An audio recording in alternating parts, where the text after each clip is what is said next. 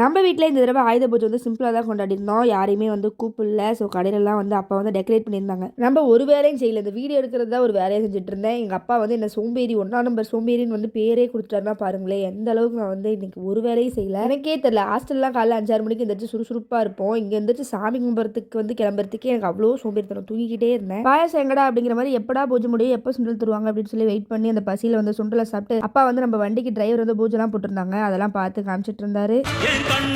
காப்பாற்றும் கண்ணிமையும் நீதான், என் தோள்களிலே முழுபலமாய் உள்ளவனும் நீதான்.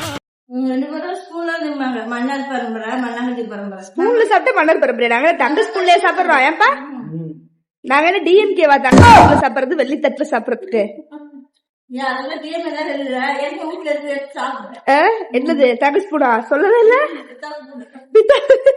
தங்க கலர் ஸ்பூன்.